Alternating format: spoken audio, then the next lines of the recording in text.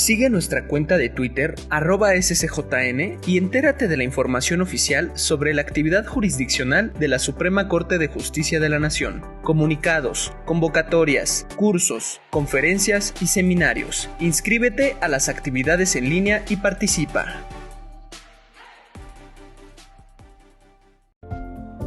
Bienvenidas y bienvenidos a Casas de la Cultura Jurídica. Las Casas de la Cultura Jurídica son espacios públicos que ofrece la Suprema Corte de Justicia de la Nación a la sociedad, para dar a conocer el desempeño de las funciones jurisdiccionales del Alto Tribunal y del Poder Judicial de la Federación. Están distribuidas en las principales ciudades de todos los estados de la República. En las Casas de la Cultura Jurídica brindamos servicios a distancia, como apoyo y orientación para consulta y descarga de tesis aisladas y jurisprudencias, libros digitales, resoluciones de la Suprema Corte de Justicia de la Nación. Contamos con diferentes eventos y actividades jurídicas en línea, como jornadas de difusión y consulta de la jurisprudencia, mesas de análisis, cuaderno de jurisprudencia, talleres para búsqueda de información jurídica por Internet, charlas con la Suprema Corte, talleres de aproximación a los métodos de investigación documental, martes de jurisprudencia, un día en la Corte y mucho más. Desde cualquier dispositivo, la cultura jurídica está a tu alcance. Entra a www.sitios.scjn.gov.mx/Casas Cultura. Casas de la Cultura Jurídica, el poder de la justicia.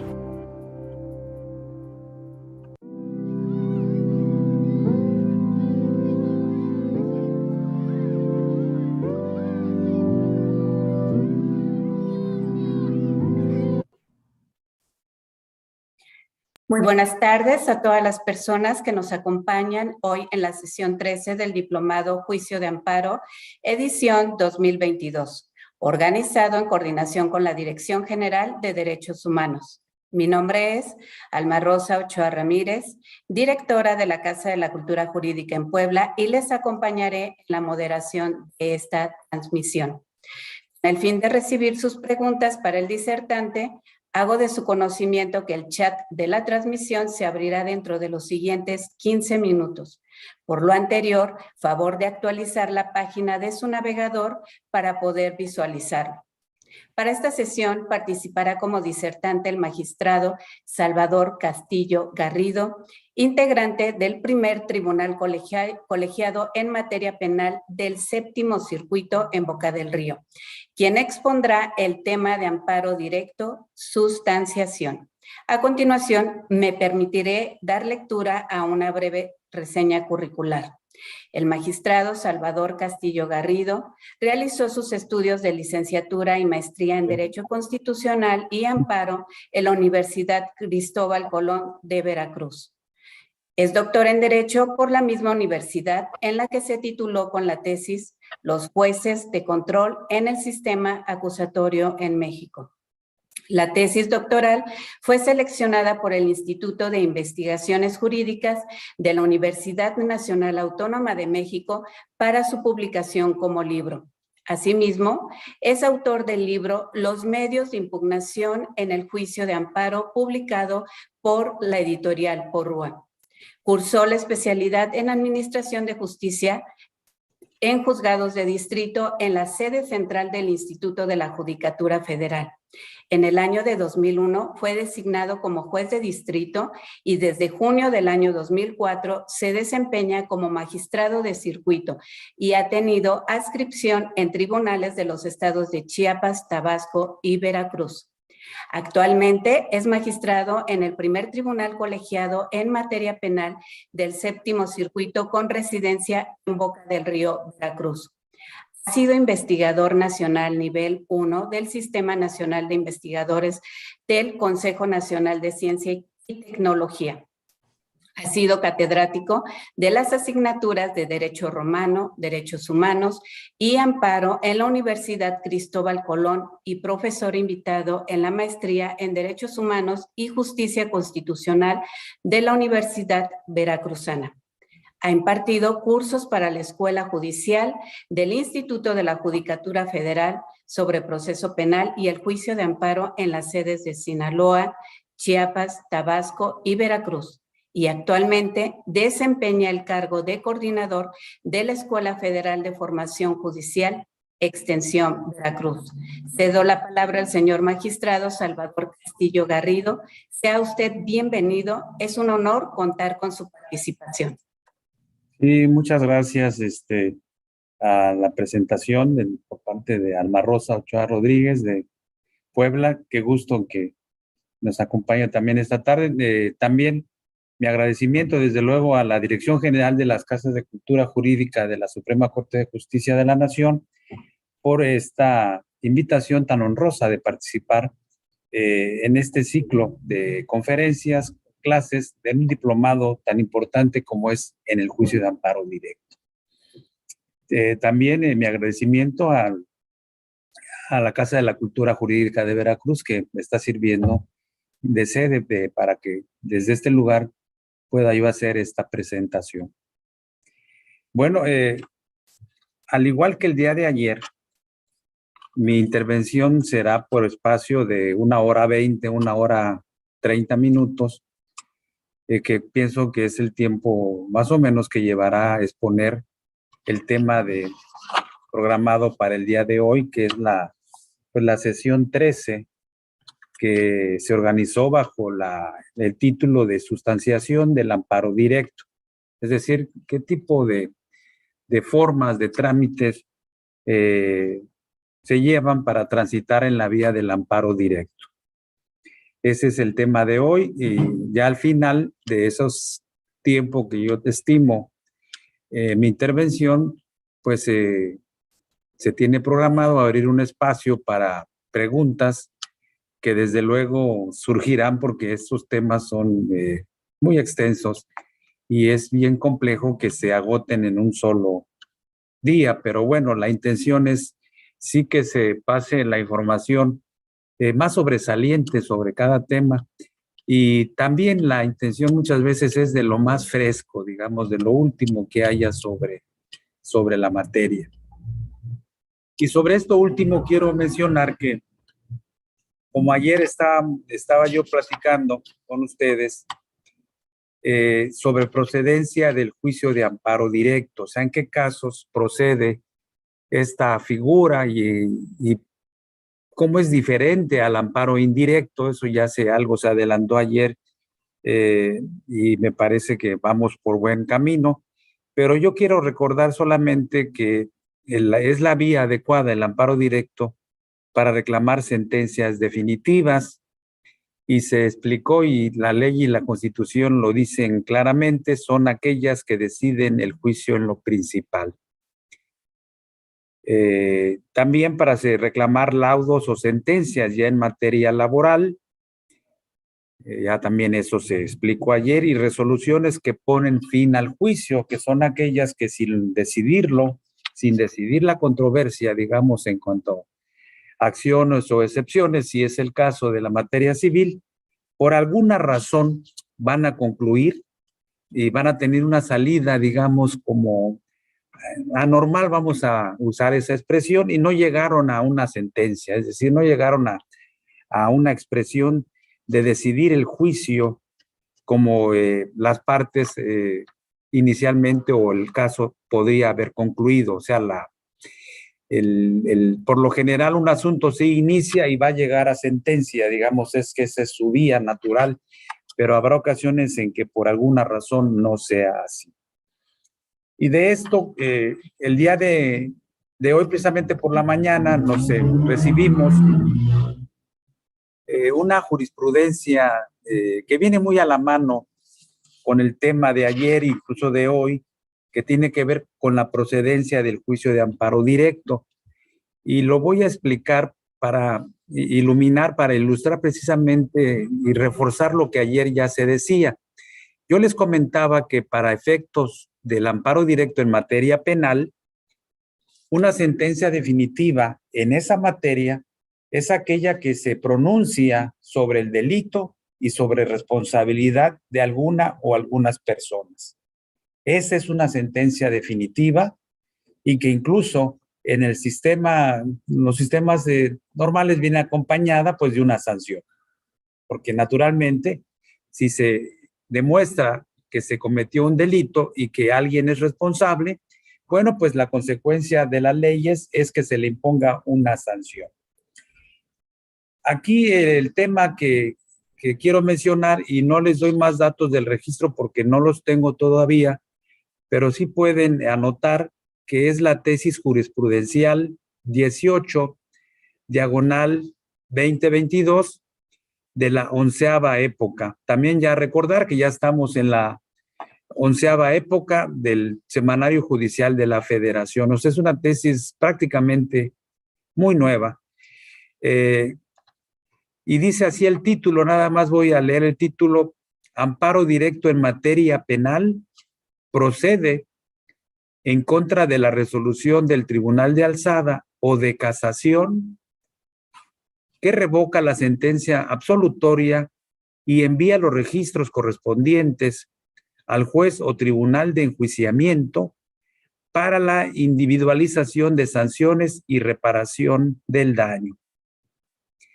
Aquí la cuestión que durante un tiempo estuvo en debate, estuvo como en cierta incertidumbre, vamos a llamarlo así, es la siguiente. En el nuevo sistema acusatorio se presentaban ocasiones donde el juez o el tribunal de enjuiciamiento decretaba una sentencia absolutoria.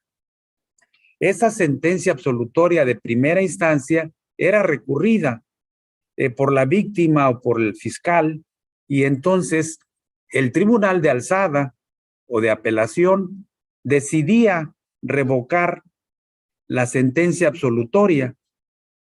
Y entonces muchas veces lo que hacían los tribunales o las salas era, bueno, yo revoco, me pronuncio sobre delito y responsabilidad, pero no impongo penas, sino que lo voy a devolver al tribunal de primer nivel para que continúe con la secuela procesal, es decir, para que celebre una audiencia donde se individualicen las penas. Entonces, esta cuestión la Corte ya la resolvió, nuestra Suprema Corte resolvió esta por 5 votos de los ministros que integran y ministras que integran la primera sala, y decidió que en estos casos sí hay que considerar, porque incluso debo decir, algún tribunal colegiado llegó a considerar que esta clase de sentencia que revocaba la absolutoria y que era condenatoria, pero que enviaba los autos al juez para que le siguiera, digamos así, y ya pusiera las penas, algunos tribunales llegaron a considerar un momento que no era una sentencia definitiva, sino que tenía que ser incluso materia de un amparo indirecto. O incluso también se llegó a pensar, bueno, que espere hasta que el tribunal de primer nivel imponga las penas, y ya que esté todo eso definido, entonces ya vamos a darle trámite al amparo directo. La Suprema Corte, repito, determinó que conforme a la Constitución y a la Ley de Amparo, sí se entiende que esta sentencia que revoca la absolutoria y envía los registros correspondientes al juez o tribunal de enjuiciamiento, no confundir con el juez de control. Aquí es un juez de enjuiciamiento para que continúe e imponga penas, sí es una sentencia definitiva para los efectos del amparo directo. Eso fue lo que resolvió la Suprema Corte de Justicia. Vino allá a darle claridad al asunto, porque fíjense ustedes, incluso esta jurisprudencia tiene su origen en una contradicción de tesis entre plenos de circuito, o sea, ni siquiera entre un pleno en materia penal del primer circuito y el pleno en materia penal del cuarto circuito.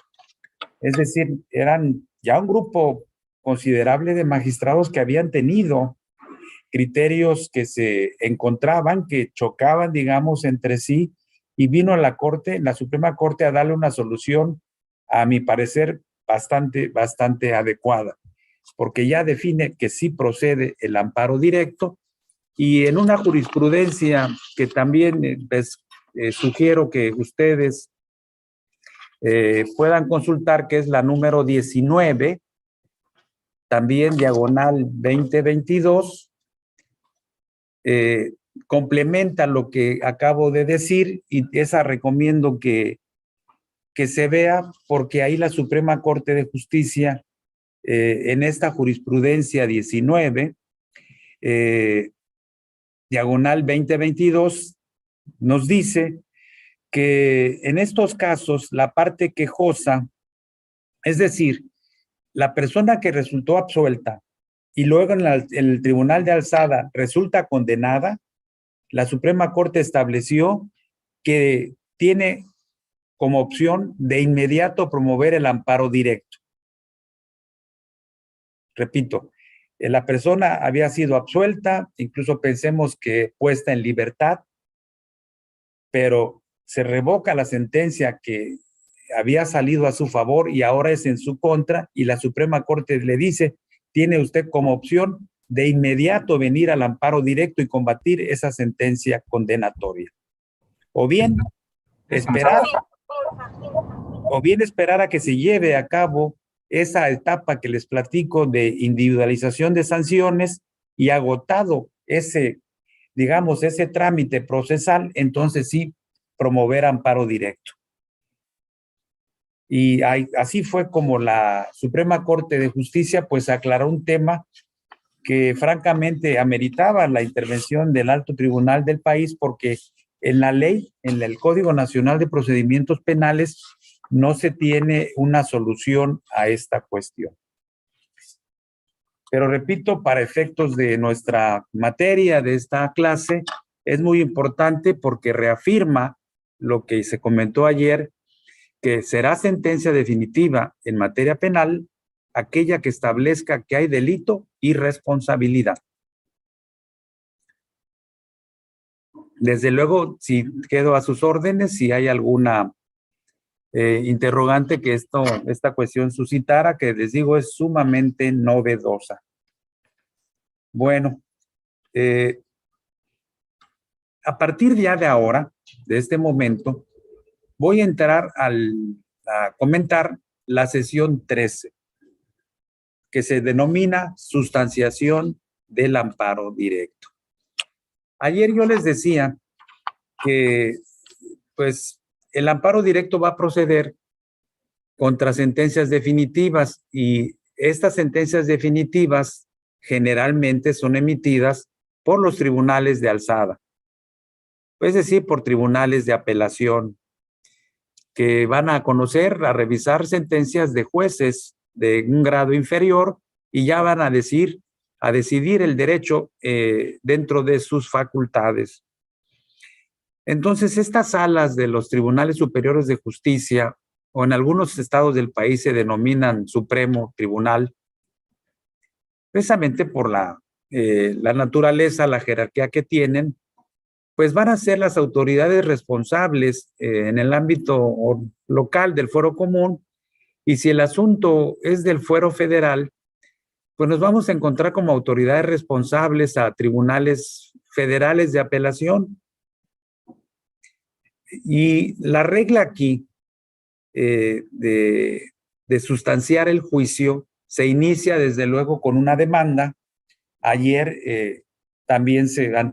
se platicaba sobre los requisitos de la demanda de amparo directo, y yo les hacía énfasis en que la ley de amparo establece como uno de los requisitos que se mencione quién es la autoridad responsable. Pero la ley de amparo, el legislador, en el artículo 175, fracción tercera, utiliza una expresión de singularidad. No nos dice las autoridades responsables. Dice señalar la autoridad responsable. Quiere decir que es una sola autoridad la que tenemos que convocar o demandar en el juicio constitucional. Entonces es la autoridad responsable, pues la autoridad responsable será aquella que dictó la sentencia definitiva o aquella que dictó la resolución o confirmó la resolución que puso fin al juicio, aunque no lo decidiera en lo principal. Y si es en materia laboral, bueno, pues el juzgado de la materia que haya emitido la sentencia condigna. Entonces aquí el procedimiento es muy esquemático, muy sencillo. La parte que resulte perdidosa en un asunto de esta clase, en un asunto judicial, pues lo que tiene que ir a hacer es hacer una demanda de amparo por escrito y presentarla en la ventanilla, es decir, en la oficina de correspondencia común de la sala que haya dictado aquella sentencia definitiva o haya confirmado la resolución que puso fin al juicio o que dictó el laudo, ¿verdad? Si todavía hay algún asunto que se siga rigiendo por el sistema anterior de juntas, pues tendrá que ir ante la Junta de Conciliación y decir, aquí está la demanda laboral. Entonces, en este caso, las autoridades de instancia, así las voy a llamar, vienen a actuar como un órgano que auxilia al Poder Judicial de la Federación. Es un auxiliar, es quien recibe la demanda, pero esta autoridad, como su función es netamente auxiliar, no tiene muchas facultades en realidad en la ley para decidir sobre la demanda. Lo que sí tiene son obligaciones. Porque definitivamente quien tiene autoridad para decidir el curso y la solución final de una demanda de amparo, pues será el tribunal colegiado o incluso la Suprema Corte si decidió en un momento o en un caso específico atraer el asunto y resolverlo en el máximo tribunal del país. Entonces, lo que se debe hacer, bueno, pues desde casa o desde un despacho hacer una demanda por escrito, tener el cuidado de obtener copia para cada una de las partes. Esto es muy importante, que no se olvide eso, porque si faltan copias, pues va a haber un requerimiento, una prevención para que se exhiban las copias, dice la ley, en un plazo de 5 días. Entonces habrá que tener ese cuidado, pues en primer lugar de dirigirnos exactamente ante la sala que emitió la sentencia. Ese es un cuidado que hay que tener siempre, no confundir, sobre todo porque, pues, ¿por qué no decirlo? A veces se utilizan pues ya los formatos que se tienen pregrabados en los sistemas de computación o demás, y por error se puede dejar el nombre de una autoridad equivocada y esto sucede y a veces con consecuencias muy negativas. Entonces hay que tener cuidado que efectivamente la demanda de amparo se dirija al tribunal, a la sala penal, civil o de lo que sea que dictó la sentencia y con las copias para cada una de las partes. Y enfatizando esto, quiero mencionarles que la ley de amparo establece en el artículo 176, y hay que tener muy en cuenta esto, sobre todo en materia civil y otras, dice el artículo 176 de nuestra ley de amparo: la demanda de amparo debe presentarse por conducto de la autoridad responsable, con copia para cada una de las partes. La presentación de la demanda ante autoridad distinta de la responsable no interrumpe los plazos que para su promoción establece esta ley.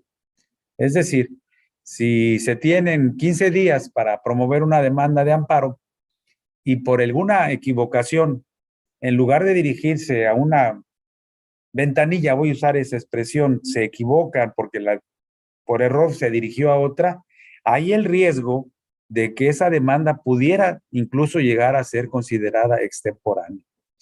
Y digo, son cuestiones que se pueden decir, bueno, pues son elementales, sí, pero a veces, ¿por qué no decirlo? Por las prisas que a veces se tienen, por el exceso de trabajo que se pueda tener o por un descuido, se puede incidir en esto, sobre todo que se ha visto en la experiencia que muchas demandas de amparo son presentadas precisamente el último día en el que se tiene, no sé por qué razón, pero sí sucede mucho que se espera hasta el último día y se presenta. Entonces hay que tener muy en cuenta esta situación.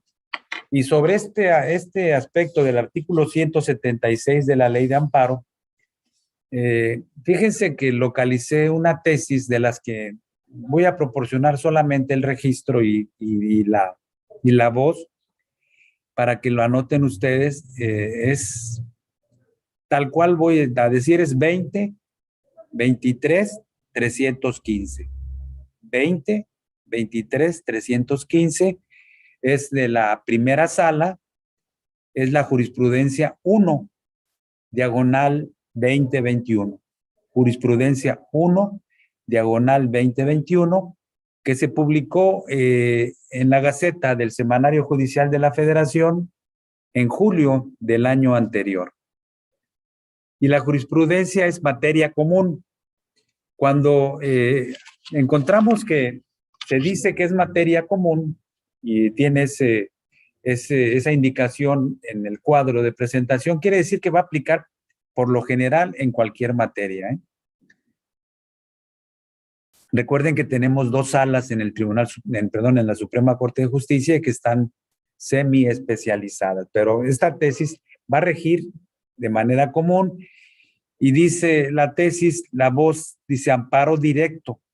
Si la demanda resultó extemporánea, al haberse presentado ante autoridad distinta de la responsable, conforme a la regla del artículo 176, párrafo segundo de la Ley de Amparo, no puede examinarse el fondo de la litis bajo la consideración de que en el juicio están involucrados derechos de menores de edad. Criterio jurídico. La primera sala de la Suprema Corte de Justicia de la Nación determina que cuando una demanda de amparo resulta extemporánea, conforme a la regla establecida en el segundo párrafo del artículo 176 de la Ley de Amparo, no puede admitirse o validarse su admisión atendiendo a la materia del fondo del juicio, ni al carácter del promovente, aun cuando estén involucrados menores de edad.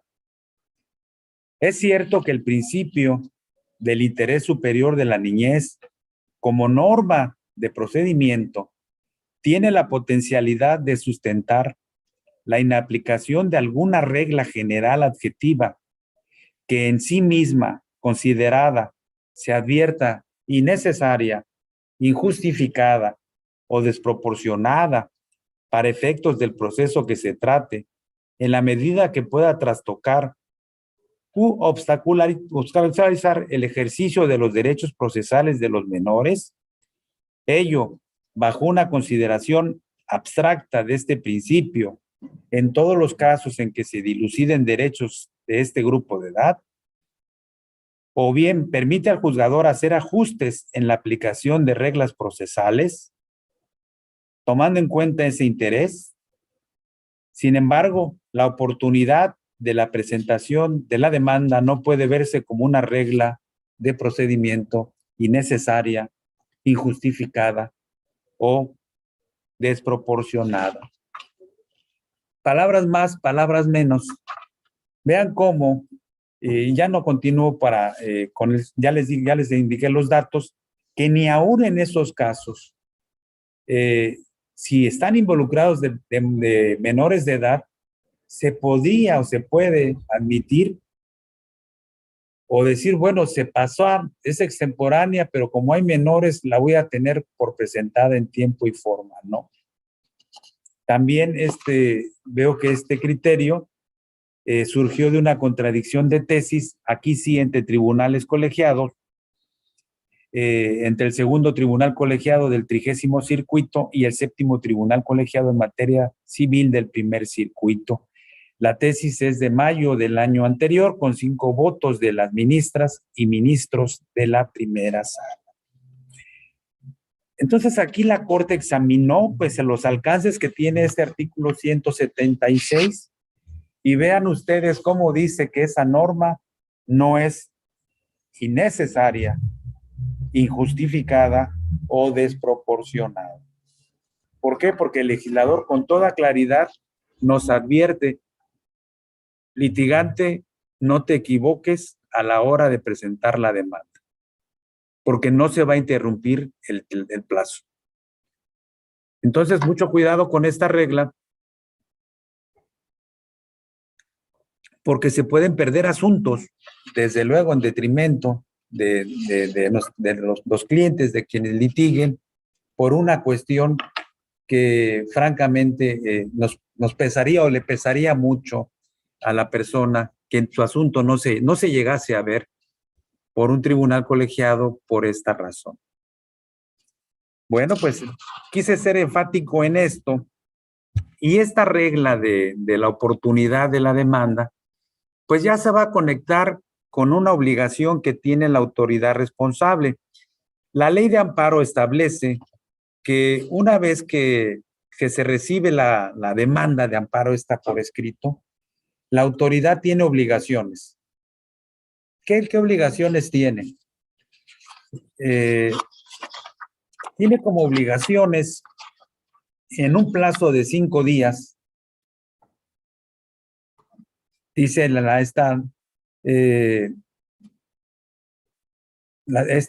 exactamente, dice, en un plazo de 5 días, la autoridad responsable que emitió la sentencia o la resolución que puso fin al juicio tiene la obligación de certificar al pie de la demanda la fecha de notificación al quejoso de la resolución reclamada, la fecha en que la recibió y los días inhábiles que mediaron entre ambas fechas.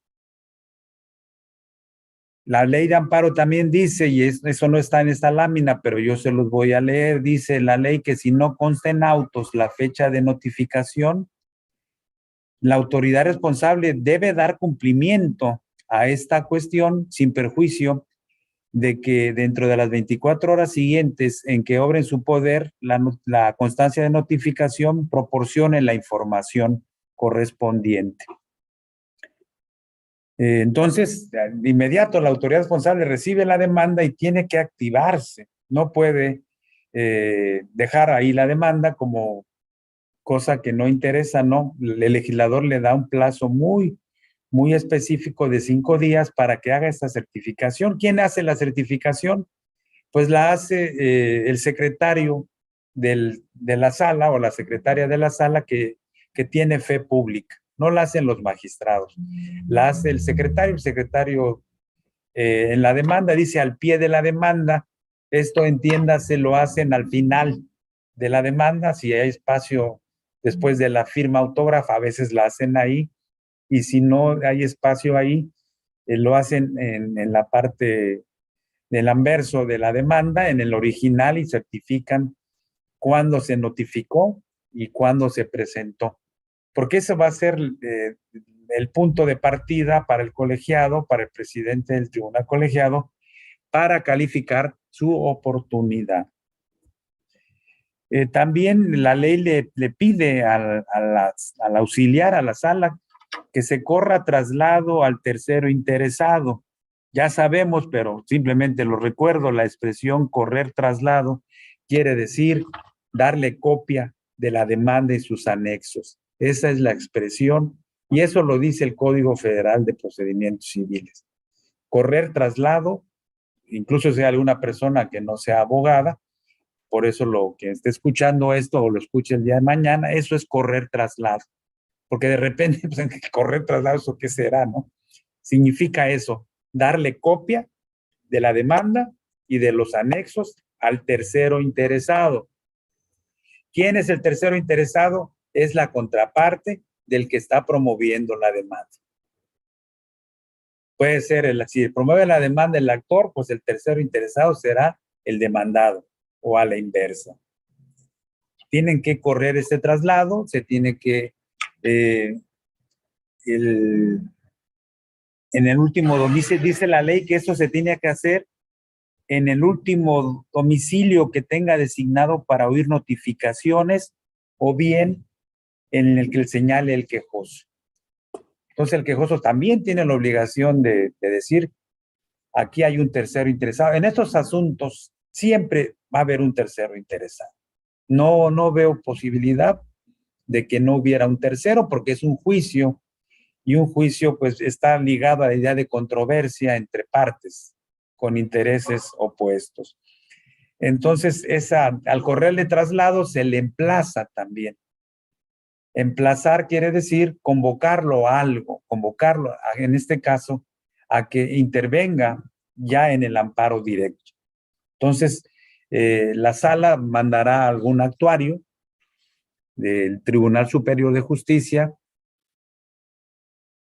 y mediante una notificación que tiene que hacerse, fíjense, luego las autoridades dicen, bueno, yo lo voy a emplazar, pero ¿qué reglas aplico? ¿Las de mi código procesal o las de la ley de amparo? ¿Cómo se debe hacer esas notificaciones? Bueno, también ya la Suprema Corte resolvió esta cuestión. La Corte resolvió que esas notificaciones, como ya forman parte de un juicio de garantías, tienen que hacerse conforme a las reglas de la ley de amparo.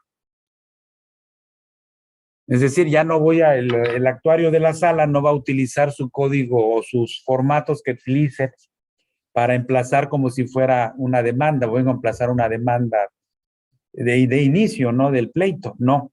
Donde utilizan las reglas del código de procedimientos de cada estado. No, la Corte dice, hágame esos emplazamientos conforme a la ley de amparo. Es decir, conforme al capítulo de notificaciones de nuestra ley de amparo. También es una cuestión que vale la pena comentar y que a veces, créanme que no se olvida o se puede desconocer.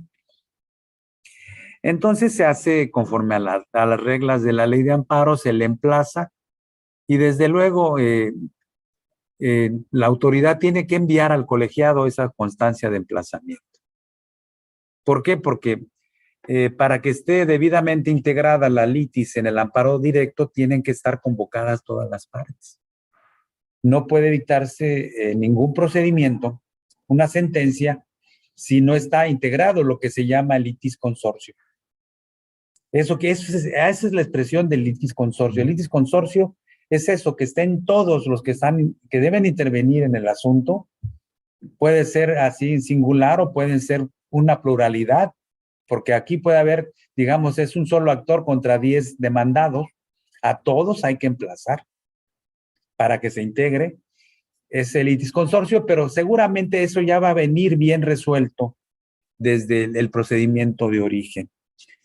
¿Qué otra obligación tiene la autoridad responsable? Bueno, la que está ahí con el inciso C, debe rendir un informe justificado, acompañando la demanda de amparo, los autos del juicio de origen con sus anexos y la constancia de traslado, otra vez aquí la expresión, la constancia de traslado a las partes. Aquí, ¿en qué consiste el informe justificado? Bueno, pues realmente la autoridad lo que va a decir si es cierto el acto reclamado, como se utiliza normalmente esa expresión, si dicté la sentencia definitiva que se está aquí reclamando y pienso que es constitucional, que es legal mi decisión.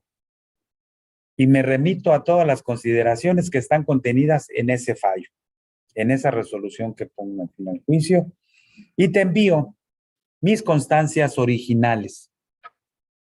Esas constancias originales hacen prueba plena para demostrar la existencia del acto reclamado. Y así lo ponemos los colegiados en nuestras sentencias. Decimos estas constancias hacen prueba plena porque son constancias originales y demuestran la existencia del juicio. Las constancias del traslado también. A eso se refiere el informe justificado. Aquí vale la pena comentar que hay ocasiones en que yo lo he visto, sobre todo en la materia penal, que por alguna razón una persona que ha sido sentenciada y que ya incluso acudió en un primer momento a la vía del amparo directo, intenta una segunda demanda de amparo. Entonces, ese tipo de cuestiones, la autoridad responsable las hace valer en su informe justificado. O sea, la autoridad responsable nos dicen, oigan, magistrados, fíjense que esta persona hace 4 años promovió un amparo directo, porque mi sentencia es de hace 5. Y aquí es importante en penal porque hay que recordar que el amparo penal se obtienen hasta 8 años. Entonces, como hay un periodo más o menos prolongado, puede ser que, dice la sala, mi sentencia es del 2017 y en el 2019 acudió con ustedes al amparo directo y le negaron el amparo. Y ahora me está presentando una nueva, pero yo te lo informo para que tú decidas. Fíjense, porque es un auxiliar. No se vale que la sala dijera, ya no te lo mando porque pues ya le negaron el amparo, ya no tiene caso. No. Y ponemos estos ejemplos que a lo mejor se pudieran considerar, pero son muy claros para demostrar lo que estoy intentando, ¿no? Que la autoridad responsable simplemente es un auxiliar, no tiene facultades decisorias. La ventaja que tiene el sistema que maneja el Poder Judicial de la Federación es que manejamos un sistema de asuntos relacionados. ¿Qué quiere decir esto? Que un asunto que ya se resolvió en el 2017 y viene una segunda demanda en esta hipótesis.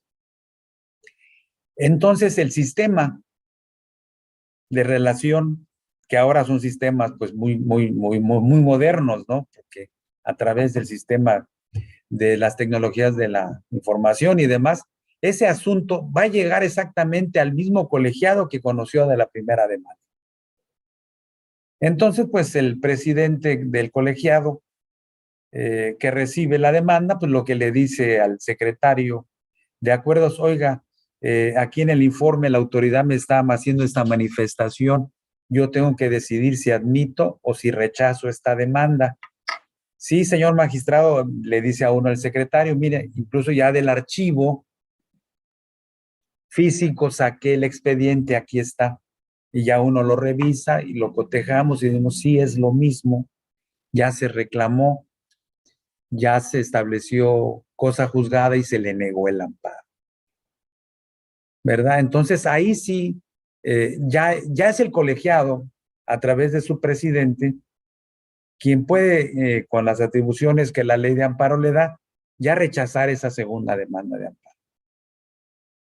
Pero ya se tiene la evidencia. Vean, porque ya les hablé yo de que ya recibí expedientes originales y ya de mi archivo ya me trajeron el primer amparo. Entonces ya tengo todas los elementos para rechazar esa demanda.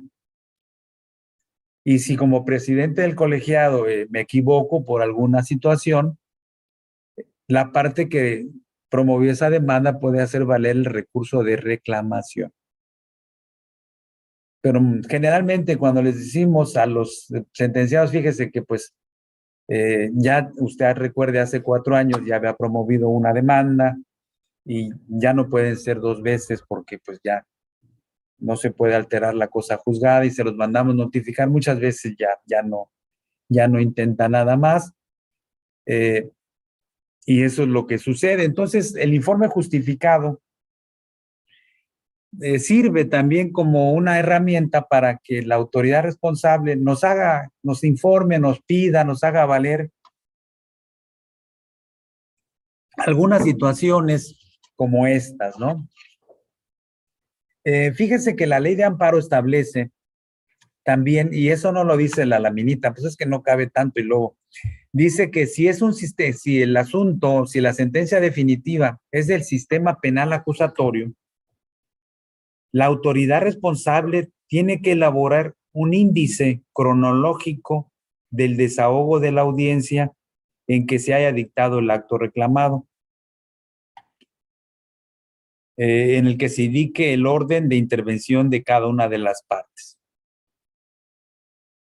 Entonces, pues, a ver, esto no sé, todavía yo quiero mencionar, no se está haciendo al pie de la letra, ¿verdad? Muchas veces nada más nos rinden el informe por escrito, pero no nos mandan ese índice cronológico de que habla la ley de amparo.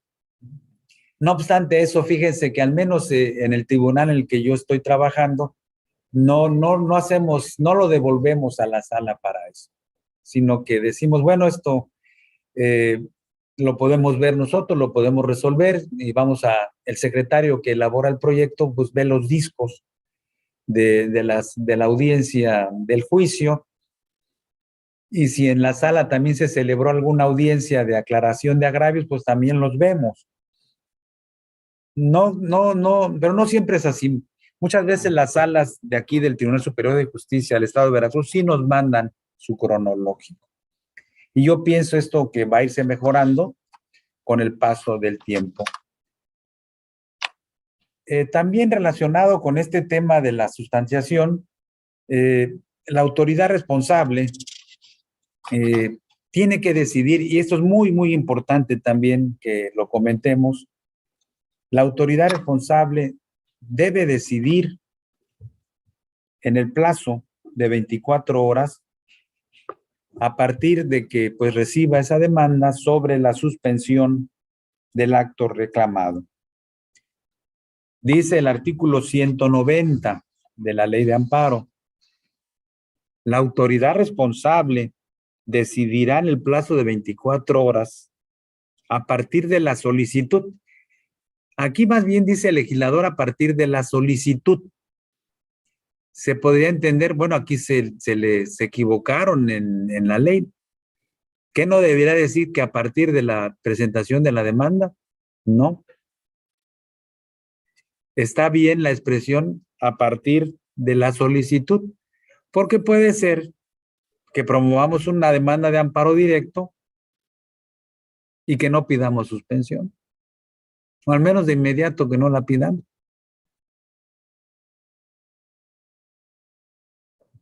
Pero mientras no se resuelva en ejecutoria el amparo, se puede hacer la solicitud.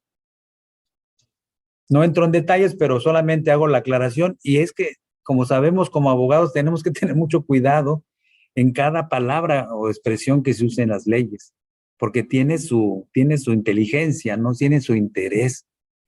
No dice a partir de que se presente la demanda, no, porque recuerden que en la suspensión de estar en la ley de amparo reglamentada, en suspensión de plano o de oficio y en suspensión a petición de parte.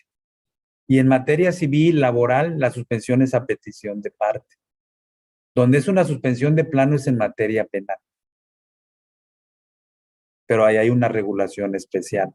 Entonces sí tiene su sentido que diga a partir de la solicitud. Y dice la ley y los requisitos para que esa suspensión se haga efectiva. Tratándose de laudos o de resoluciones que pongan fin al juicio, dictados por tribunales de trabajo, la suspensión se concederá en los casos en que a juicio del presidente de la Junta no se ponga a la parte trabajadora en peligro de no subsistir mientras se resuelva el amparo. Son aplicables a la suspensión en amparo directo, salvo en materia penal, los artículos 125, 128, 129, 130, 132, 133, 134, 135, 136, 154 y 156 de la Ley de Amparo. Es decir, el amparo directo no tiene una reglamentación específica en el capítulo de amparo directo sobre suspensión, pero hace un reenvío al capítulo de amparo indirecto, no al Código Federal de Procedimientos Civiles. Dice, para cualquier cosa que haya que definir aquí, vete al capítulo de amparo indirecto y suspensión. Y ahí, en esos artículos que mencioné uno por uno, pues se refiere a cómo se debe conceder una suspensión, qué hay que considerar, qué daños y perjuicios pueden ocasionarse, qué tipo de garantía. Los magistrados por ejemplo, si una sala civil dictó una sentencia de condena en pesos, bueno, pues sí te voy a suspender el acto reclamado, pero me vas a garantizar los posibles daños, si es que hay, o perjuicios, porque la persona no va a poder obtener ya su dinero mientras se tramite el amparo, en fin. O si ya ordené el desahucio, el desalojo de un edificio y tú estás pidiendo suspensión para que no se ejecute ese desahucio, bueno, pues te voy a poner una garantía. ¿Sí? Y entonces, esas son esas materias donde tienes mucho que ver la suspensión en esa forma. En cambio, el artículo 191 dice, aquí sí, fíjense, vean el distingo que hace aquí la ley. Con la sola presentación, si el asunto es penal, con la sola presentación de la demanda, se ordenará suspender de oficio y de plano la resolución reclamada. Ahí está la otra figura de que yo hablaba. Si es materia civil, administrativa o mercantil, la suspensión es a petición de parte. Y se va a proveer a partir del momento en que se haga la solicitud. Pero si el asunto es en materia penal, no hay que ver ni esperar que nos pidan la suspensión, la tengo que decretar. Y esto pues tiene muchísima razón de ser, ¿no? Porque aunque sea una pena que ordene prisión y la persona ya esté detenida o presa, pues sí, pero la ventaja que tiene es que a partir de ese momento el detenido queda a disposición del tribunal colegiado. Por si el colegiado el día de mañana decidiera conceder un amparo, por ejemplo, lo que se llama liso y llano, ordenando libertad, ya tiene la potestad el colegiado de mandarle un telegrama al director de la prisión y decirle ponlo en libertad. Para eso es esto. Para eso es la suspensión de plano. Para evitar, oye, Sala, te aviso que ya lo amparé. Y es un viernes, por ejemplo, ¿no? Y en la tarde ya, no, pues hasta el lunes, a ver ya si. Para eso son cosas que yo las platico así, pero son muy prácticas y muy importantes. O sea, y ya ven el estilo que yo estoy usando en estas charlas, pues yo quiero que sea algo muy, muy comprensible, ¿verdad? Yo ya tengo varios años de ser magistrado y yo así yo lo comprendo y lo hago y siento que se entiende muy bien si se explica así, ¿no? ¿Por qué es esto? ¿Por qué es la suspensión de plano? Bueno, porque va a ser de plano para que quede a disposición del órgano jurisdiccional de amparo y ya no de la sala. Porque está de por medio la libertad. Pero imagínense, pensemos que estuviéramos en un régimen donde, o en un caso, para eso hablar de la suspensión y la importancia de la suspensión de plano, estuviéramos en una hipótesis no deseable, desde luego, que una sentencia penal ordenara la pena de muerte. ¿Habría que esperar a que pidieran la suspensión? Claro que no, ¿verdad? Si hubiera una sentencia que ordenase la pena de muerte, pues de inmediato hay que suspender la ejecución de esa sentencia. Porque si no, imagínense que si no hubiera esa figura tan interesante de la suspensión, pues la persona sería privada de la vida y entonces ¿qué sentido tendría ya? O tendría muy poco sentido su amparo. Esta cuestión de comparación la hago solamente para reafirmar la importancia de la suspensión en materia penal y repetir que esta es de oficio. De oficio quiere decir, aunque no me lo pidas, y de plano. Cuando la ley dice que es algo de plano, quiere decir sin sustanciar artículo. Así decían los antiguos códigos de procedimientos, no sustancias artículo o incidente. No hay que sustanciar nada, sino que en la misma pieza de autos, la sala penal o el tribunal unitario, en el mismo acuerdo donde tiene por recibida la demanda de amparo, dice, decreto la suspensión de plano y de oficio de la sentencia y le avisa al juez y le avisa a quien tenga que avisar. Para esto que acabo de explicar en este momento.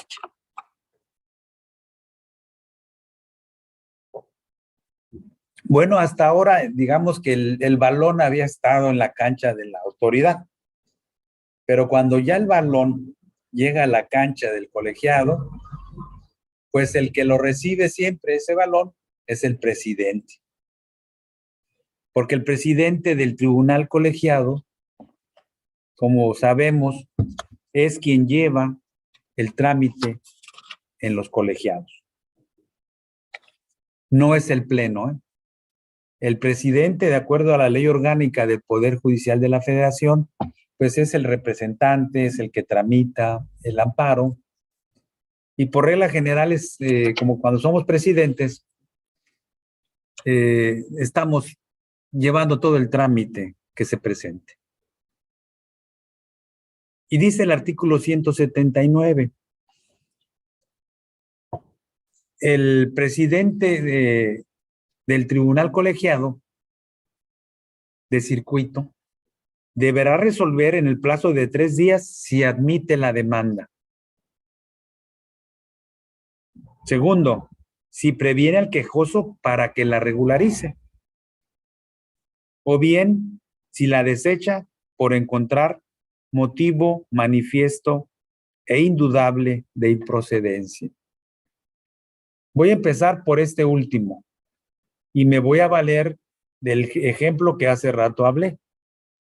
Si un sentenciado viene en segunda ocasión a un amparo directo y ya tengo toda la información de que hace 2, 3 años ya se le negó el amparo contra la misma sentencia, ahí estoy frente a un motivo manifiesto e indudable de improcedencia. ¿Es manifiesto? Sí, del mismo informe justificado emerge de la información que yo tengo en el tribunal, porque como saben ustedes, también en los últimos años ha tomado mucho vigor la figura de los hechos notorios. ¿Cuáles son esos hechos notorios? Bueno, los hechos notorios es toda la información que tenemos capturada en los sistemas de información en los tribunales. Entonces, antiguamente, digamos a la antigüita, ¿cómo le hacíamos? Cuando no teníamos computadoras y todo eso. Bueno, yo me acuerdo cuando yo empecé a trabajar esto del derecho en los 80s, 80 y tantos, que ya yo llevaba algunos litigios, pues iba uno a los tribunales colegiados y tenían unas tarjetas como esta, donde anotaban cuando se registraba un amparo directo y ponían el nombre del quejoso, el nombre del tercero interesado o perjudicado, la autoridad, la sentencia reclamada, cuándo había empezado y cuándo había acabado y cómo había acabado. Claro, antes a veces, digamos, aquí en Veracruz nada más había un tribunal colegiado y aparte eran mixtos. Pero bueno, esas tarjetitas, que son el antecedente de la información que tienen las computadoras, pues el sistema informático, pues servían para eso. Entonces, pensemos que se presentase una segunda demanda de amparo, así como se imaginan ustedes, pues se buscaba y decían, mire, sí, aquí ya esta persona, porque estaban por alfabético, ya esta persona ya vino a un amparo y se le negó. Ah, no, pues a ver, vamos a ver. Y se venía otra vez a ver que del archivo, y los archivos sí los conservamos por mucho tiempo en el Poder Judicial. También las casas de la cultura ayudan a eso, ¿verdad? Nos ayudan muy bien, nos conservan todo la cuestión de archivos. Y entonces se localizaba y se le decía lo mismo. Pero bueno, ahora ya en la actualidad, pues ya es más sencillo, digamos, de alguna manera, porque tiene ya varios años que tenemos capturadas todas las sentencias y entonces podemos rápidamente decirle al secretario, tráigame del archivo, o bien me dice magistrado, y si le imprimo la sentencia, pues también, ¿verdad? Y nada más que vamos a cotejar que sea el mismo quejoso, el mismo acto reclamado, todo igual, que haya esa identidad. Y si es así, entonces ya tengo una información y un motivo manifiesto e indudable, no tengo duda. Y digo, esta cuestión ya no va a poder ser superada, ¿verdad? No veo forma de que si yo le digo a un litigante o a un quejoso, oye, fíjese que ya promovieron antes y se le negó y tengo aquí las pruebas, no veo forma de que puedan controvertir esa situación, ¿verdad? Salvo que se llegara a alegar que pues aquel primer juicio de amparo fue fraudulento y demás, pero es muy difícil que esto suceda. Y les voy a explicar por qué, porque generalmente, sobre todo en materia penal, sí se está avisando a las partes de lo que se está haciendo. O sea, si alguien promueve una demanda de amparo, pues sí se le da el trámite, se hacen notificaciones, se identifica a las partes, los actuarios van a los domicilios. Yo no tengo conciencia o conocimiento de que se hubiera hecho alguna cuestión ahí indebida, sino que sí, generalmente sí es así y ya hay un amparo anterior. Y entonces, esa clase de cuestiones, el presidente del colegiado tiene facultades, porque vean ustedes que el presidente del colegiado, cuando desecha la demanda, en este caso, no está decidiendo fondo. O sea, no está diciendo está bien o está mal la sentencia, está diciendo hay un motivo de improcedencia. Y entonces uno se va al artículo 61 de la ley de amparo, en este caso no me voy a salir de ese ejemplo, y dice el artículo 61, fracción 11, que el amparo es improcedente contra normas generales o actos que hayan sido materia de una ejecutoria en otro juicio de amparo. Ahí está. Eso ya fue materia de una ejecutoria y hace una remisión a la fracción décima. Es decir, que tienen que ser el mismo acto, las mismas autoridades y demás. Espero que esto quede claro para ejemplificar cuando hay un motivo indudable de improcedencia. Pero si la cuestión no está así de clara, yo me parece que la mayoría de los tribunales colegiados lo que hacemos, pues es admitir a trámite. Admitir a trámite. Y ya que sea el pleno el que el día de mañana pudiera resolver, si es que la cuestión lo amerita, pues con mayor profundidad la cuestión que se esté sometiendo a consideración del colegiado. La otra posibilidad es de que se mande a aclarar. ¿En qué caso se manda a aclarar la demanda? Bueno, cuando hay una irregularidad y esto se presenta si no se cumplen algunos de los requisitos de la ley del artículo 175. Algo faltó. Oye, no me señalaste bien esto. Aclárame bien el acto porque no lo comprendo bien. O me está señalando esto y aquí como que no encuentra acomodo. Entonces el presidente del colegiado le da o les damos 5 días. Dice aquí que no excederá de 5 días para que subsane las omisiones o corrija algún defecto. Pero el colegiado sí es muy claro, muy conciso. Le dice, aclárame esto, nada más. Y ya voy a proveer sobre la demanda. No se rechaza, Si hay algo que se pueda subsanar, se da oportunidad. Eso sí, si el quejoso no cumple el requerimiento, la ley dice que el presidente tendrá por no presentada la demanda y lo va a comunicar a la autoridad responsable. Dice el artículo 181 de la ley de amparo que si el presidente del colegiado no encuentra motivo de improcedencia o defecto en la demanda, o bien si ese defecto ya fue subsanado, se debe admitir y se debe mandar notificar a las partes el acuerdo relativo para que en el plazo de 15 días presenten sus alegatos o promuevan el amparo adhesivo.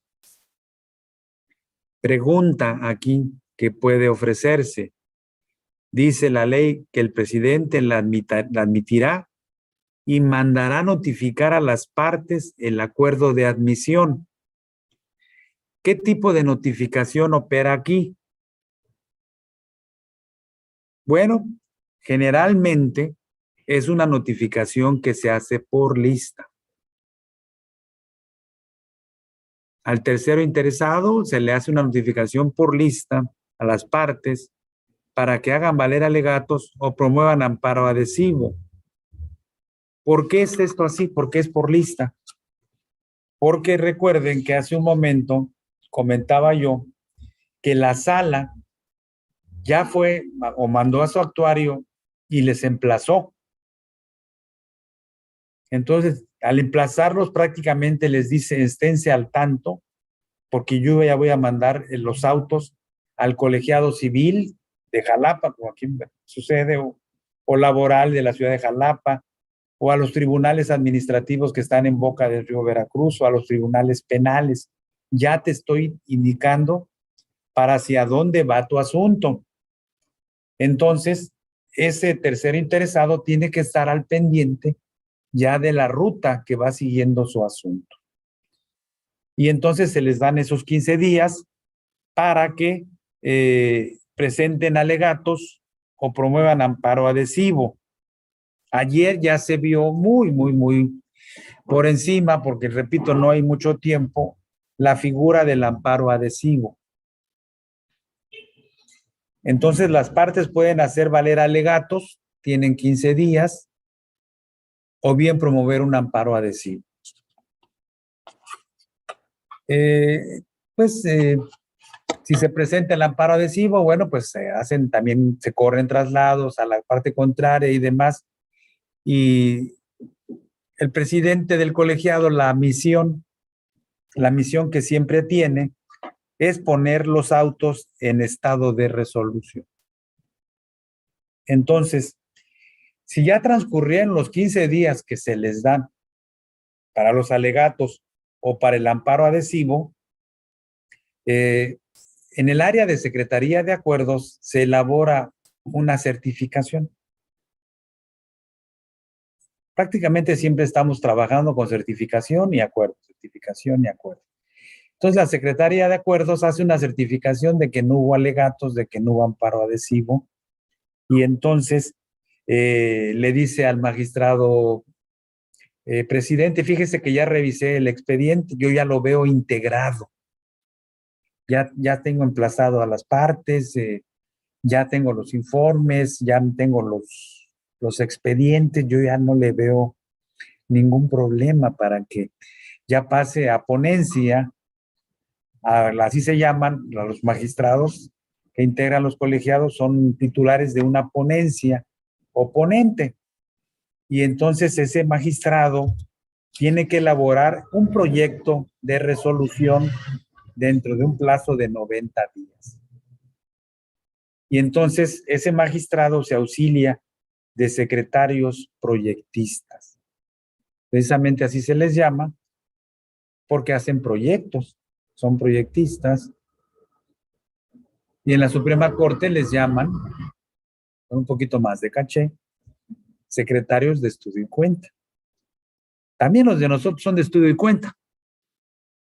Y también cuentan. Pero aquí los llamamos secretarios proyectistas.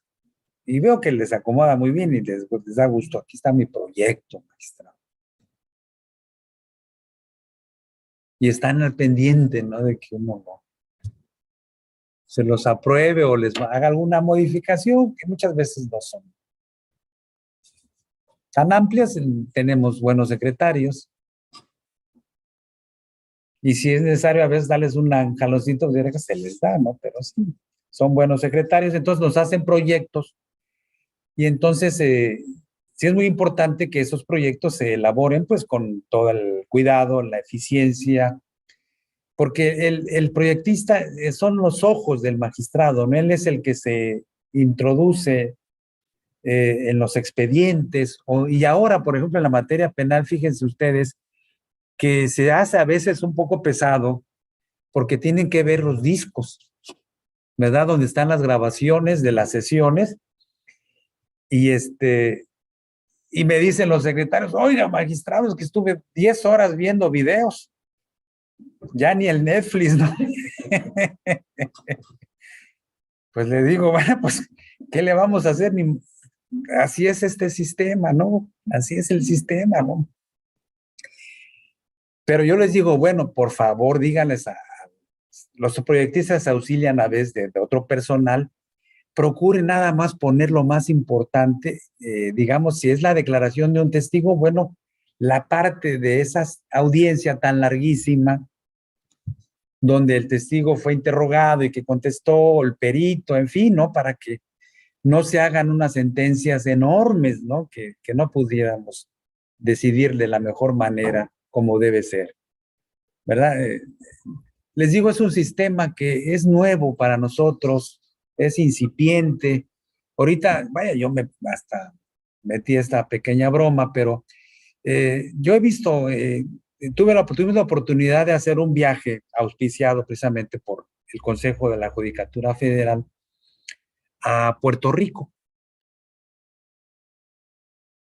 Entonces, cuando estuvimos ahí en la Isla del Encanto, que así le llaman, fuimos a los tribunales que tienen allá y fíjense ustedes que allá no se graba video, sino nada más récord, así le dicen, el récord, pero nada más es el sonido.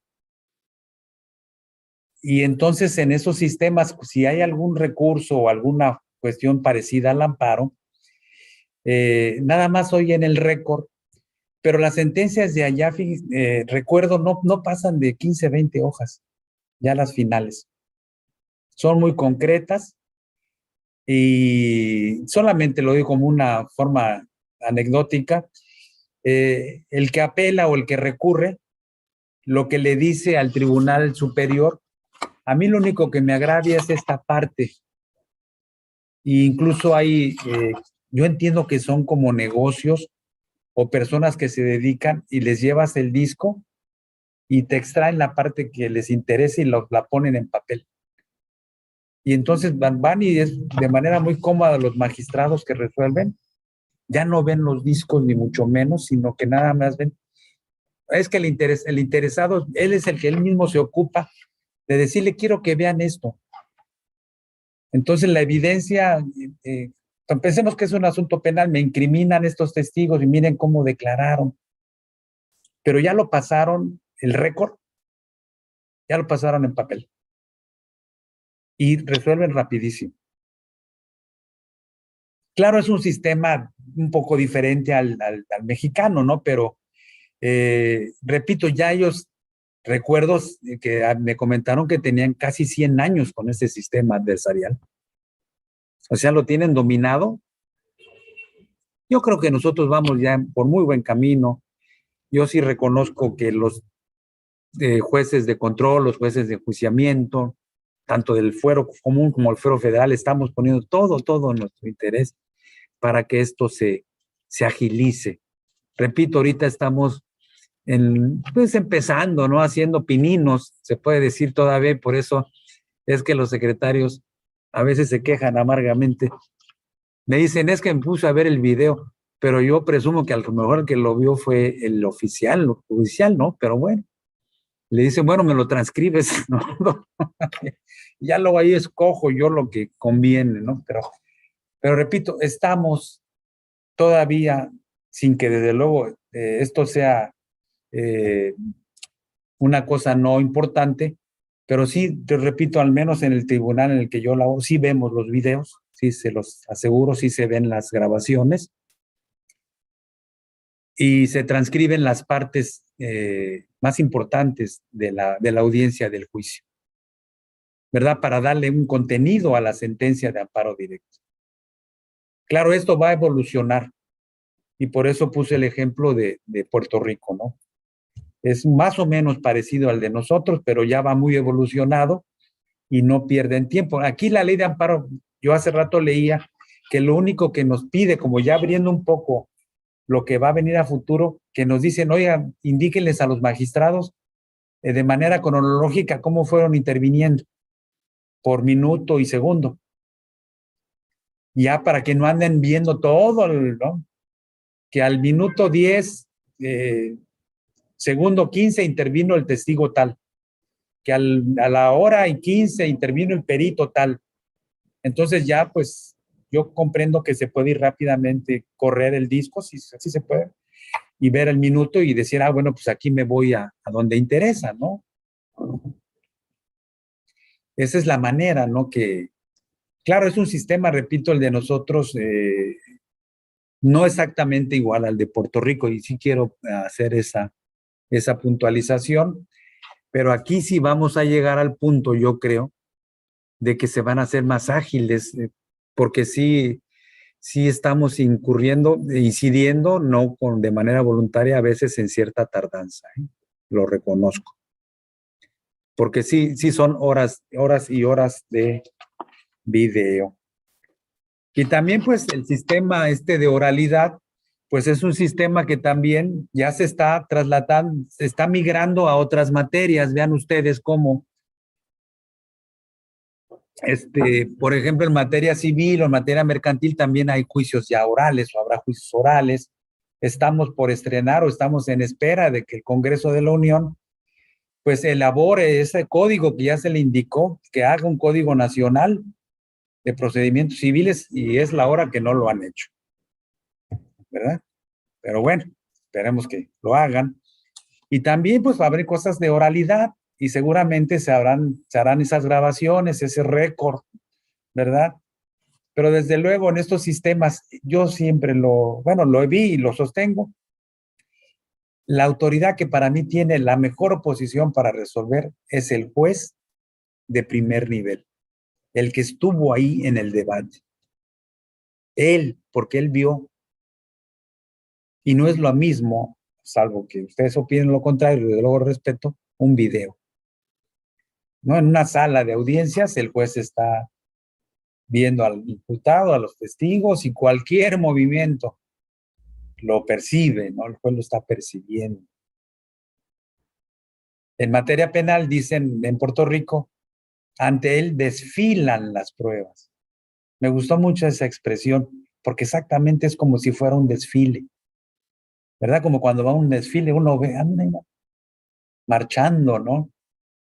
Y se fija uno en de qué manera van vestidos, uniformados, pues van desfilando. Qué bonita expresión para que un juez, es que ante mí desfilaron las pruebas. Y entonces en Puerto Rico tienen el sistema de que las autoridades superiores tienen mucha deferencia y confianza en lo que resuelven sus jueces.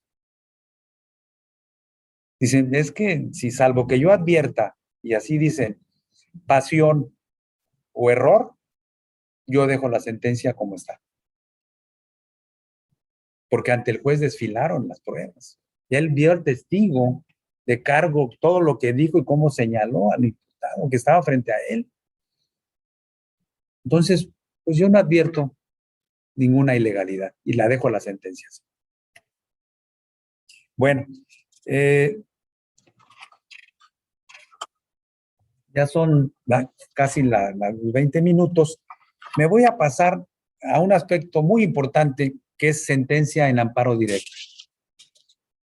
Entonces, hace rato decía yo que en los colegiados nos dan un plazo de 90 días para resolver, ya para presentar el proyecto y que se resuelva. Y entonces lo que hacemos los magistrados es hacer un proyecto de resolución. Ese proyecto de resolución, por ejemplo, en el colegiado en el que yo estoy aquí en Boca del Río, nosotros listamos, como se llama, listamos los asuntos los viernes para sesión del jueves de la siguiente semana. Entonces, ahí va elaborado el proyecto de sentencia, con la indicación de que si el proyecto de sentencia tiene algún tema de constitucionalidad, publicamos esa parte del proyecto de entrada. Generalmente no les decimos a las partes, este es el proyecto, pero si va inmerso algún tema, me hicieron valer la inconstitucionalidad de una norma en conceptos de violación, no como acto reclamado, y eso ya lo expliqué bien, creo. Entonces se publica el proyecto y se hace, mira, sobre constitucionalidad, nuestra decisión va a ser esta. Y se hace público. ¿Por qué? Porque es un aspecto que interesa a la comunidad cuando ya se habla de leyes, ¿no? Entonces, ¿cómo se hace una sentencia? Bueno, una sentencia de amparo directo e indirecto, porque este artículo que aquí se menciona en esta lámina aplica tanto al amparo directo como al amparo indirecto. Esa es la primera precisión que habrá que hacer. Mucho más este artículo yo le veo más sentido para el amparo indirecto, pero también sirve para el otro. Entonces, la sentencia que debe contener primero la fijación clara y precisa del acto reclamado. Eso es lo que tiene que tener la sentencia. ¿Por qué? Porque va a marcar la materia, ¿no? Vamos a hablar de esto. Y desde luego que esté acreditada su existencia. Ya dije que aquí en amparo directo no vamos a batallar por la existencia. Siempre vamos a tener una sentencia existente. A diferencia del amparo indirecto, que muchas veces no se logra probar la existencia de algún acto. Aquí no. Entonces aquí vamos a decir la sentencia que se reclama es de esta fecha y fue dictada por este tribunal. Fracción segunda. El análisis sistemático de todos los conceptos de violación. Vean cómo el legislador utiliza la expresión sistemático, que eso quiere decir o nos lleva de la mano a que tenemos que tener un sistema o un método para examinar los conceptos de violación. Y en eso vamos a ver que como magistrados, como jueces o proyectistas, tenemos que establecer una jerarquía de los conceptos de violación. Es decir, ¿cuál es el concepto de violación de más peso? ¿Verdad? Si me alegan violación a la garantía de audiencia o bien garantía de fundamentación y motivación, vicios formales, vicios procesales, ¿yo qué hago si soy el proyectista, el ponente? Pues si primera, desde luego a través de mis secretarios, bueno, ¿sabe qué? Jerarquíceme cuántas cosas alegan y dígame en qué orden se deben de estudiar y por qué. Porque no puede hacerse como se me ocurra, ¿verdad? Porque pues no, ni se va a entender ni voy a terminar, porque cuando no se tiene un método para hacer las cosas, no se llega a ningún resultado. Entonces, por eso dice el legislador que sea sistemático y que sea de todos. Principio de exhaustividad. No se puede dejar nada en el tintero. Si vamos a conceder, sobre todo si vamos a negar el amparo, no se puede dejar nada en el tintero. Si vamos a conceder, a lo mejor no es necesario que estudie todo lo demás, por la razón que sea, pero solamente que vaya yo a conceder el amparo. Desde luego, si el amparo se va a sobreseer, no se estudian conceptos de violación. ¿Por qué? Porque no se va a ver fondo. Si se sobresee o se desecha la demanda, pues no se ve, no. Entonces aquí tenemos un principio que se llama exhaustividad. Y entonces uno tiene mucho cuidado de contestar todo. Repito, sobre todo cuando se va a negar un amparo. La fracción tercera dice la valoración de las pruebas admitidas y desahogadas en el juicio. Yo esa la veo más encaminada al amparo indirecto. Aquí no es para el amparo directo. La siguiente sí, las consideraciones y fundamentos legales para conceder, negar o sobreseer en el juicio. Entonces son las sentencias que puede haber en un amparo directo, son de tres tipos, sea que sean estimatorias, como también se les llama, que sean denegatorias del amparo o bien de sobreseimiento. La fracción quinta, los efectos o medidas en que se traduce la concesión del amparo. Aquí también es bien interesante esta fracción porque el legislador ya incorpora un aspecto que hay que trabajar y nutrir mucho, porque ya no nada más habla de un amparo para efectos, sino que también puede haber una serie de reparaciones que pudieran entrar bajo esta idea de medidas, ¿verdad? Entonces, aquí mucho cuidado con esto. Un poco, pudiera uno pensar si llegara a ese extremo como a las sentencias que hace en la Corte Interamericana de Derechos Humanos. Y dice el legislador, en caso de amparos directos, ¿qué hay que hacer si es un amparo directo? pues pronunciarse sobre todas las violaciones procesales que se hagan valer, o bien, si hay suplencia de queja, las que el colegiado advierta. Repito, si es amparo directo, hay que hacerse cargo de todas las violaciones procesales. Y una muy importante en la materia de amparo directo, es decir, si se concede el amparo,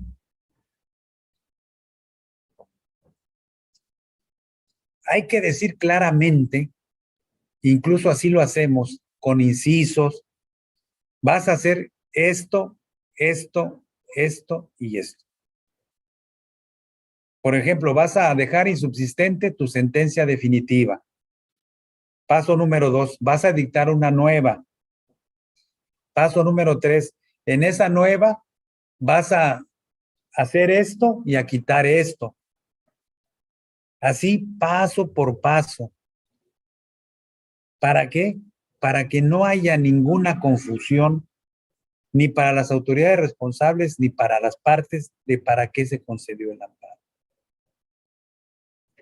Y esto va a servir, sirve muchísimo, porque a la hora de que se emite una resolución posterior, que se llama resolución del cumplimiento,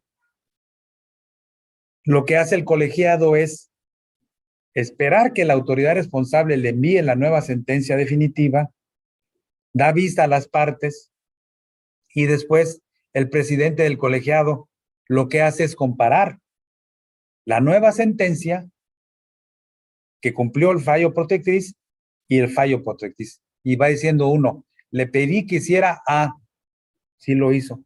Paso 2, ¿lo cumplió? Sí, lo cumplió. Paso 3, también al pie de la letra. Entonces, para eso es la claridad que quiere el legislador.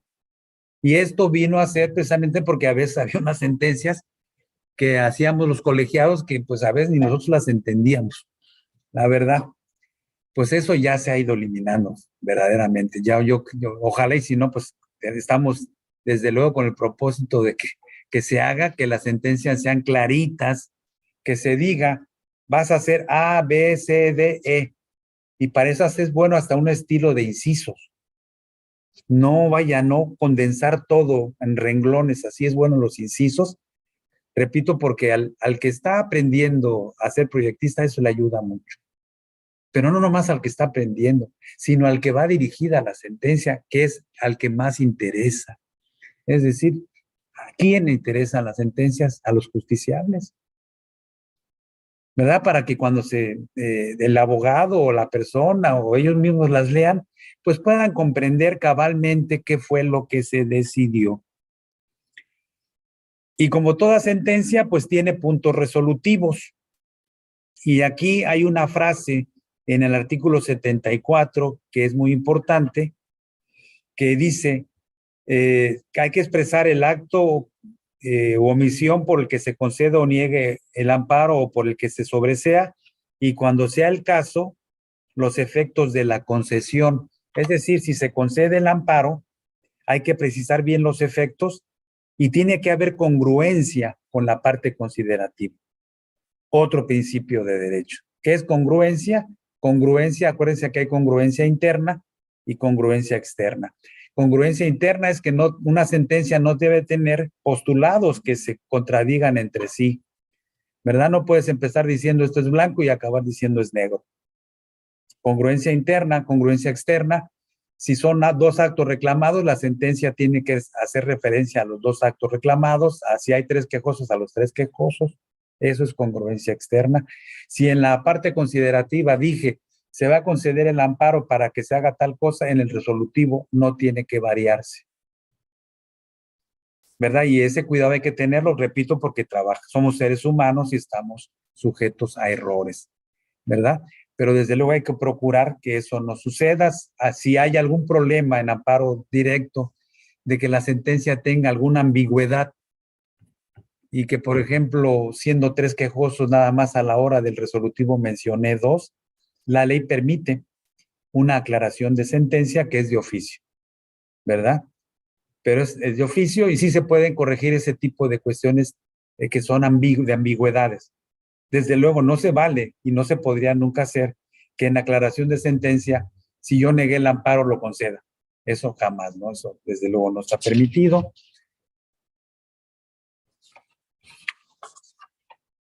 Y ya para finalizar, yo esta plática quiero decir que, pues, la ley de amparo también tiene ciertos remedios si la autoridad responsable no le da trámite a la demanda en el plazo que ya platicamos, que ya platiqué, pues la parte interesada puede acudir en queja y decir, oigan, ¿saben qué? Que yo presenté mi demanda de amparo ¿qué les parece? Estamos ahora en marzo, en enero, y es el día en que no la mandan al colegiado, entonces hay una inactividad totalmente injustificada de la autoridad responsable. Si hay una omisión de no tramitar la demanda de amparo, la queja se puede promover en cualquier tiempo. Ojo con esto. Si la autoridad es omisa en tramitar la demanda, en cumplir las obligaciones que ya les platiqué, cabe la queja y es en cualquier tiempo.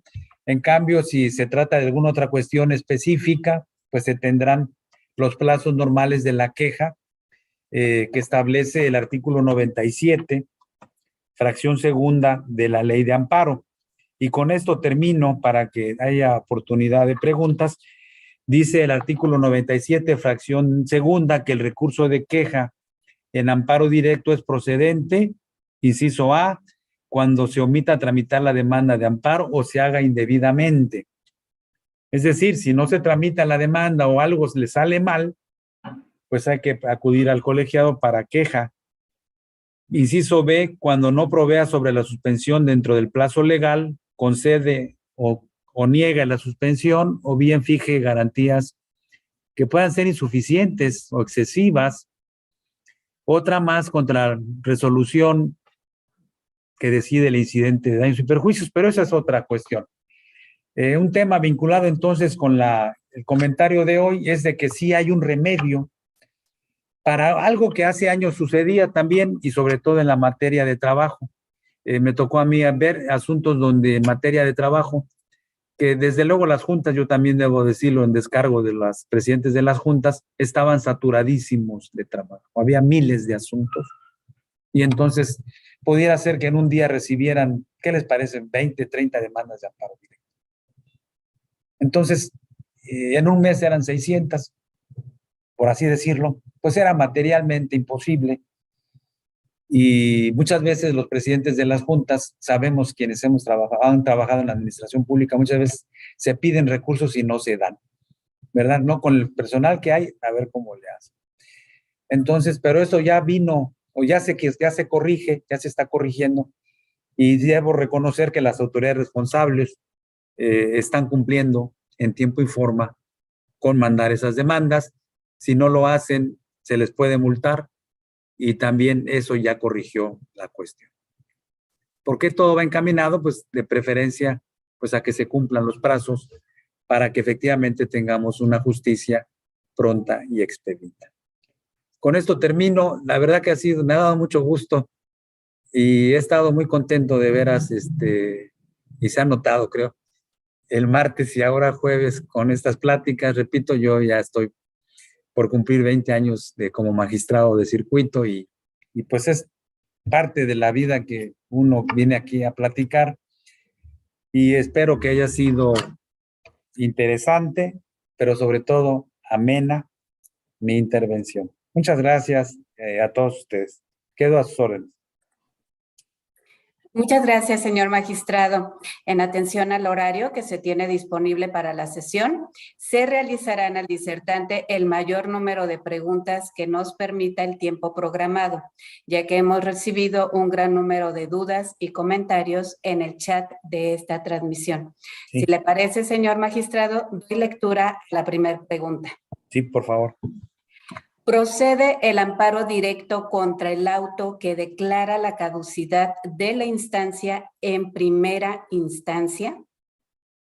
Bueno, si ahí la ley que aplica al caso permite algún recurso, hay que agotar el recurso correspondiente, porque recuerden que es un requisito para la procedencia del amparo directo. Por ejemplo, si contra esa caducidad de la instancia el código de la materia permiten la apelación, hay que apelar. Para que sea un tribunal de segundo nivel el que confirme eso y entonces sí. Siguiente pregunta. ¿El recurso de revocación ante un desechamiento de demanda incidental en ejecución se considera que agota el principio de definitividad? Bueno, sí, no sé en qué materia sea, ¿no? La pregunta está muy genérica, pero ese sería un tema, lo veo más canalizado al amparo indirecto. Pero sí, el principio de definitividad, voy a ser más esquemático, lo que nos pide la ley de amparo es que se agote el recurso ordinario que la ley prevea para combatir la resolución de que se trate y que pueda tener efectos de modificar o revocar. Puede ser que sí sea el caso en ese sentido, puede ser. Gracias. Siguiente pregunta. ¿Considera que por metodología debe establecerse en la ley de amparo que la autoridad responsable se pronuncie sobre la suspensión? De hecho, ya está establecido, ¿eh? Sí, está ya en la ley, se leyó incluso el artículo, aunque yo hice la distinción. Si es asunto penal, la autoridad lo va a hacer de oficio y de plano. Y si es en otras materias, tiene que mediar una solicitud. Entonces le tienen que decir a la autoridad, ¿sabes qué? Que sí quiero que suspendas el acto. Y entonces la autoridad tendrá 24 horas para pronunciarse. Siguiente. Cuando una autoridad se declara incompetente, ¿aún así puede pronunciarse sobre la suspensión del acto reclamado? Eso es materia de amparo indirecto. No quisiera yo opinar sobre. Sí tengo alguna respuesta, pero es amparo indirecto. Disculpe la persona que me lo está preguntando, pero no es la materia y no quiero confundir porque tienen también un examen. Perfecto, está muy bien, señor, le agradezco. Siguiente, quien resuelve sobre la suspensión cuando el quejoso solicita la suspensión del acto reclamado, posteriormente a que se presenta la demanda de amparo directo y ya se encuentra substanciado en el tribunal colegiado, o sea, ¿a quién le toca resolver sobre la suspensión? Siempre es a la autoridad responsable, ¿eh? Buena pregunta, buena pregunta. Si el asunto ya se envió, ya lo tenemos en el colegiado, no puede decirse, bueno, como ya lo tienen ustedes, magistrados, ahora ustedes éntrenle al toro, ¿no? Sino que ahí la autoridad responsable es a la que le tiene que resolver sobre la suspensión, porque así está estipulado en la propia ley, que es la autoridad responsable. ¿Y saben por qué? ¿Por qué es esto? Porque es la autoridad responsable la que ha conocido del asunto. Por eso se pensó en este sistema, es un sistema muy bueno, porque si, por ejemplo, la autoridad responsable confirmó una sentencia que ordena un desahucio, tiene totalmente toda la información de qué tipo de asunto se trata y es la que está en mejores condiciones de proveer sobre la suspensión. Por eso es que en esa hipótesis muy interesante de la pregunta, le corresponde siempre a la autoridad responsable y no al colegiado. Siguiente pregunta. ¿Qué recurso procede contra la negativa de suspensión y qué autoridad lo resuelve? Sí, y antes de dar respuesta a esta, voy a comentar a la persona que nos preguntó que el artículo 107, fracción 11 de la ley de la Constitución, 107, fracción 11, dice, la demanda de amparo directo se presentará ante la autoridad responsable, la cual decidirá sobre la suspensión. Entonces, siempre es ella, siempre la autoridad responsable. Perdón, ¿me puede repetir la nueva pregunta? Sí. La misma, ¿verdad? Sí, esta última que... Sí. ¿Qué recurso procede contra la negativa de suspensión y qué autoridad lo resuelve? Bueno, en ese caso, si ya hay un pronunciamiento sobre la suspensión, vamos a ver qué dice la ley de amparo, pero si ya la autoridad se pronunció, hace rato leía yo el artículo y es el artículo 97, fracción segunda, y es el recurso de queja. Dice aquí que procede el recurso de queja cuando no se provea la suspensión dentro del plazo legal, es decir, dentro de 24 horas, cuando se concede o niegue la suspensión. Procede el recurso de queja contra esa resolución y esa sí la resuelve el colegiado. Pero ya fue primero la autoridad la que decidió. Siguiente pregunta, señor magistrado. ¿Quién realiza la primera notificación al tercero interesado? ¿La autoridad responsable o el tribunal colegiado de circuito? La autoridad responsable, y tiene que aplicar la ley de amparo, su notificador. Siguiente, ¿qué procede si el magistrado no elabora el proyecto de sentencia dentro de los 90 días, como lo establece el artículo 183 de la ley de amparo?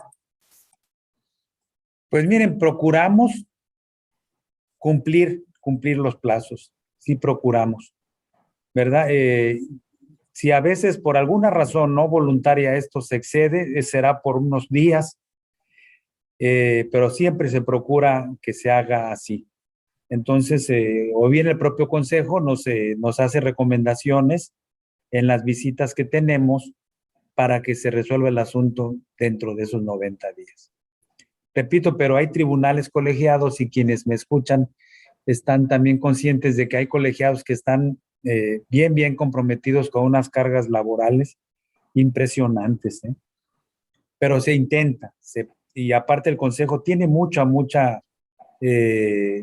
participación en esto y por eso se crean tribunales auxiliares para que se cumplan en la medida de posible los plazos. Siguiente, el amparo adhesivo también se debe interponer ante la autoridad responsable o ante el tribunal colegiado. Fíjense que a veces lo hacen valer ante la autoridad responsable y le damos curso, le damos curso. Sí, aunque la idea original es que lo presenten ante el colegiado, pero a veces se adelantan. Es decir, en cuanto son emplazados por la autoridad responsable para ir al amparo directo, el tercero interesado va con su abogado y le dice, miren, me emplazaron con esta demanda, y el despacho considera oportuno desde ese momento, y lo pueden hacer válidamente, en elaborar el amparo adhesivo. Entonces, pues de una vez vamos a presentar el amparo adhesivo y se lo entregamos de una vez a la autoridad responsable por escrito, y partiendo incluso a veces porque están en la misma ciudad donde está la autoridad responsable y a veces el colegiado no está. Entonces, el plazo, si lo hacen antes, como sucede con algunos recursos, si haces valer el recurso antes, se consideran en tiempo. O alegatos, es la misma idea, ¿no? Si los emplazan y al otro día ya tienen los alegatos y se los llevan a la sala, pues la sala los recibe y nos manda el paquete completo. Muchas gracias, señor. La siguiente, ¿qué sucede cuando una demanda de amparo se desecha por no cumplir una prevención en tiempo? ¿Es válido volver a presentar la demanda por segunda ocasión? Bueno, ahí sí la cuestión ya se pone un poco más difícil, pero si pensemos que aquí lo que va a tener mucho peso es el tiempo. Por ejemplo, si se trata de un asunto en materia penal y el magistrado le hace una prevención al sentenciado que tiene pena de prisión y por la razón que sea no la cumple, la ley dice que la demanda se va a tener por no presentada. Fíjense, dice la ley 180, párrafo tercero, si el quejoso no cumple el requerimiento, tendrá por no presentada la demanda. No habla de un desechamiento, que creo que esa era la pregunta, ¿verdad? A ver, le pido que repita la pregunta, por favor. Claro que sí. De hecho, está formulada en dos partes. Doy lectura primero Sí. al primer texto. ¿Qué sucede cuando una demanda de amparo se desecha por no cumplir una prevención en tiempo? Es que creo que ahí la estructura de la pregunta se puede presentar a confusión. Porque realmente cuando hablé de desechar la demanda, cuando hay un motivo indudable y manifiesto de improcedencia, esa es una hipótesis, que ahí sí se desecha. En cambio, si se hace una prevención para que se regularice la demanda y no se cumple, lo que se hace es tener por no presentada la demanda. Pero, por ejemplo, si fuera un caso penal, pues el quejoso, como tiene un plazo muy largo, a lo mejor al mes siguiente ya presenta una nueva demanda y no tuviera problema. El problema será en otras materias donde sí haya un plazo. Sí, entonces esto sería en relación con la segunda parte de esta pregunta que dice, Sí, ¿es válido volver a presentar la demanda por segunda ocasión? Pues bueno, ya nos está especificando en qué materia sería posible, ¿verdad?